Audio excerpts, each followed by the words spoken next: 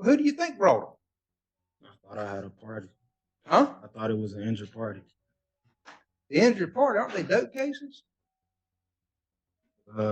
What is the jurisdiction of it? Is it criminal or I civil? don't think you're near as smart as you think you are.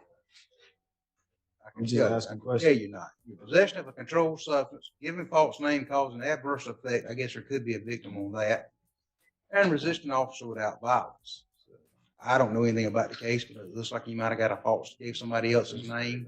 You just told me that the state was the. The state's the only person who can charge you. Nobody else can charge you. It's the state. Okay, viewers, this is where it gets really intense. Mr. Larry goes on a marathon about everything he claims went wrong. Missing discovery, Brady violations, witnesses not showing, and even the infamous Lex versus Licks confusion. But here, the key legal takeaway. Despite all these arguments, the court isn't swayed by what sounds right or by a defendant pointing fingers. Judges rely on evidence and admissible testimony, not personal interpretations or secondhand claims. Ask yourself if your defense is entirely about what didn't happen, rather than what the evidence actually shows. Do you think the jury or judge is going to give you leniency? That's exactly what we're watching unfold here. Jaden Devon, Larry, and this is case number 23C4199. And we're here today on the sentencing. The jury has returned a verdict of guilty as charged of robbery and failed to make any special findings. Is that correct? The state and defense ready to proceed to sentencing? Judge, one of the issues when the verdict was returned was whether it was a true verdict because there was no special findings. Based upon the research that I was able to locate, and I think Mr. Sullivan came with the same case law that I did. It stands for the lowest robbery, so we did look at that. So I think he's to be sentenced on a simple robbery, which is a second-degree felony. There was no enhancements filed. No, it was.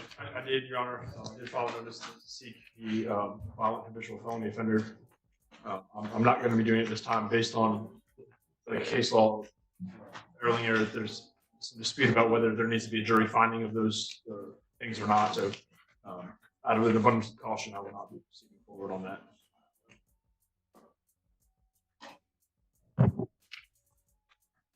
All right. And prior to coming to court today, I reviewed some couple letters in support of Mr. Larry. I think they were, I don't know if they're in the court. I know there's some correspondence in the court file, but they were provided to my office.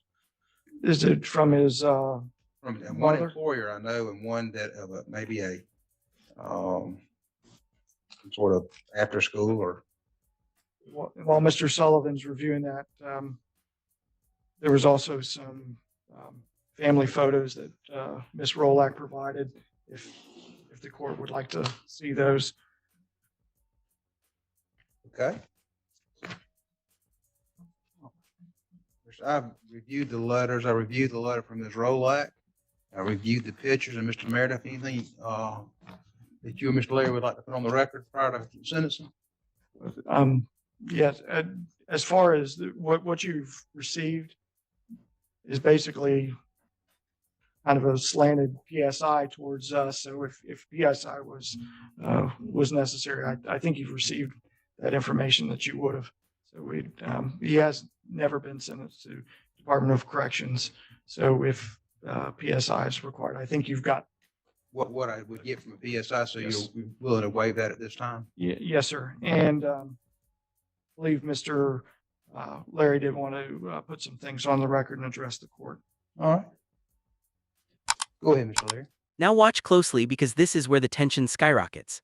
Mr. Larry's attorney pushes hard for the lowest possible sentence, highlighting mixed DNA, no eyewitness ID, and reasonable doubt. But the prosecution fires back with the ultimate reality check: past violent felonies, probation violations, and most importantly, lack of remorse. This is a perfect illustration of sovereign citizen logic meeting real-world law. No matter how much theory or conspiracy a defendant spins, courts care about accountability.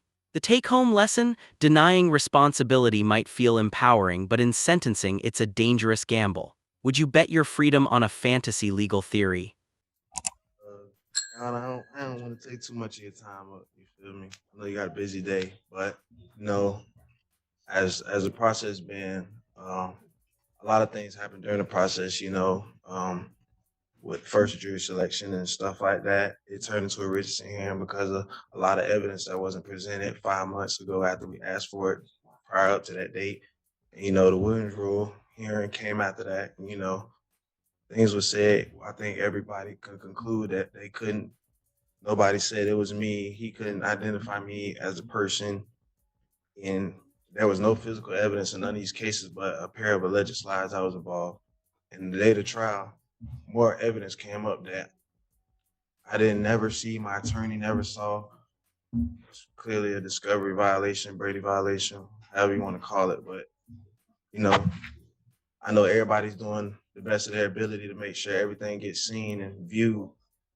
You feel me?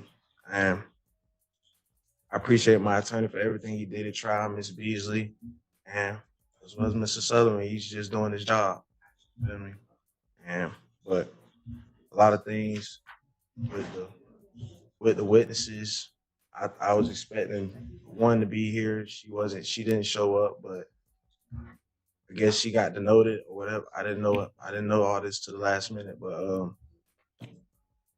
even at trial with the detectives saying they couldn't ping my phone, and they did ping my phone. They had a search warrant for all of this. They did a tower dump, stage 1 and stage 2. I was never in the location.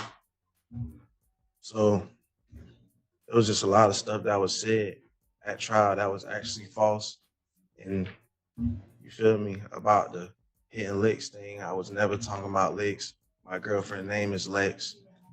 That's probably why he said what he said. Oh, I didn't know. That's what it sounded like. I never said that. I never gave any admissions or any involvement or any knowledge of the crime that was being committed. So in the process of all this happened, a lot of stuff that I didn't agree on, a lot of stuff that I felt should have been ejected on, even the speculations of the robber hopping into the vehicle that was never seen, never happened. And it was just a lot of stuff. But And boom, the hammer drops. The judge sentences Mr. Larry to 15 years in Florida Department of Corrections with 464 days credit for time served plus restitution and civil fines. No probation, no wiggle room, no reinterpretations of YouTube law. This is textbook law enforcement in action. Everything procedurally correct, all evidence weighed, and the defendant held fully accountable. It's a brutal reminder that while defendants can argue endlessly, the courtroom operates on statutes, evidence, and precedent, not personal philosophies. Take note, because this is the exact moment where theory meets reality and reality wins every single time. Your Honor, I appreciate everything Mr. Meredith did. You know, I appreciate everything Mr. Beasley did. You know, everybody just doing their job. You do what you do to the best of your ability to be fair and impartial. And I want to thank my mom and my girl for being here as well. And everybody else. Mr. Meredith? I respect the jury's verdict because they sat through it, but I do respectfully disagree with their finding. As Mr. Larry pointed out, you are familiar a little more deeply than the jury was because of the Williams rule hearing and then hearing the testimony at trial. Mr. Larry made no admissions. The DNA on the slide was a mixture. There was never an identification of Mr. Larry as being the person that robbed the Dollar General October 18th. Hold it down just a little bit, okay? Now check this out. Mr. Williams, our second defendant, enters with the classic sovereign citizen starter pack. Who is the injured party? What's the jurisdiction? The judge, clearly unfazed, calmly explains, the state brings charges, not some hypothetical entity. This is a masterclass in what happens when defendants ignore legal strategy and rely on myths, YouTube law, or half-baked interpretations. Here's a critical point for viewers. Pretrial interventions are designed to give defendants a real path to dismiss charges. Declining them, that's voluntarily walking into risk. What would you do if offered the same deal? To my mind, there was more than reasonable doubt. There's another time for dealing with that. The state has shown me a score sheet which appears correct, where the lowest permissible sentence is 25.5 months. Based on the facts and circumstances that you heard throughout this case at various hearings and in trial, I'd ask for the lowest permissible sentence with no probation to follow. He has 464 days credit against this. State? Your Honor, while typically a court cannot consider lack of remorse at sentencing, the case law is clear that if the defendant testifies at trial or voluntarily testifies during the sentencing hearing, the court then can consider the voluntary statements that were made and the lack of remorse at that time. So I'm asking the court to consider Mr. Larry's lack of remorse based on his statements here today. Additionally, based on Mr. Larry's score sheet, as you can see, he's got a prior violent felony for carjacking. This is not his first violent offense. In fact, This is pure courtroom theater. The judge shuts down Mr. Williams almost instantly. He explains again that alleged victims can file complaints, but they don't bring charges. The state is the only party empowered to prosecute. Everything Mr. Williams hoped to argue jurisdiction confusion, the injured party myth, is dismantled in seconds. It's a textbook example of why sovereign citizen tactics fail spectacularly. Courts aren't influenced by opinion or belief. They follow the law, evidence, and procedure. And viewers, this is exactly why trying to bend reality in court can backfire spectacularly, sometimes worse than taking the deal offered. so I'm asking for a harsh sentence in this case, Your Honor. Mr. Larry is not a first-time violent offender. He was given a chance the first time he was sentenced on a carjacking. Did not take anything from that. So I'm asking for the maximum 15 years in this case.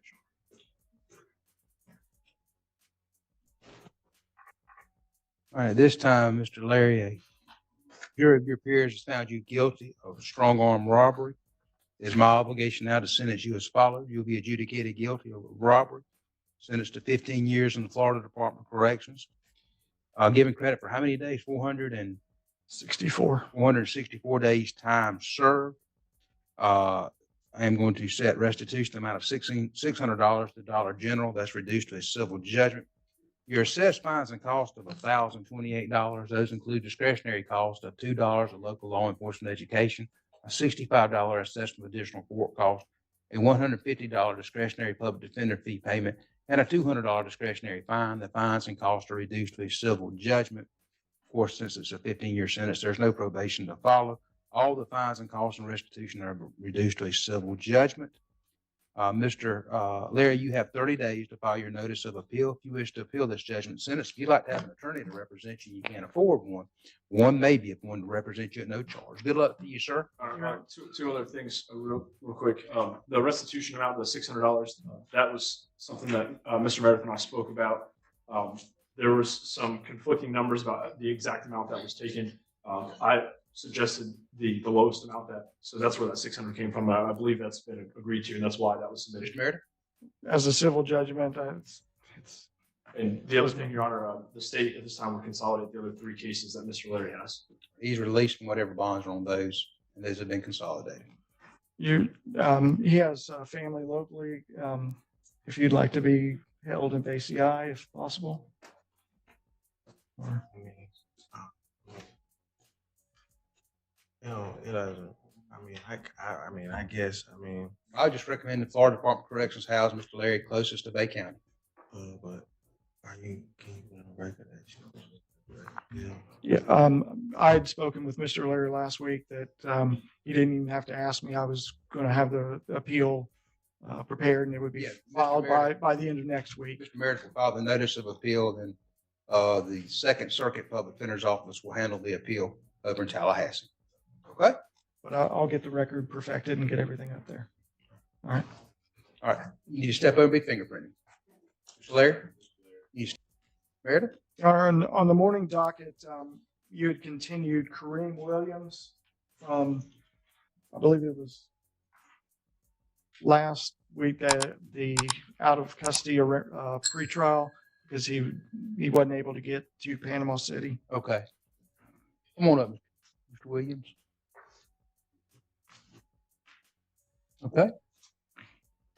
Judge, he had been offered a pretrial intervention. We had supplied that to him, and I'm not sure what his intentions are. All right. You understand a pretrial intervention is an agreement you have with the state that's basically supervised by the probation and parole, and then the case is dismissed if you successfully complete the.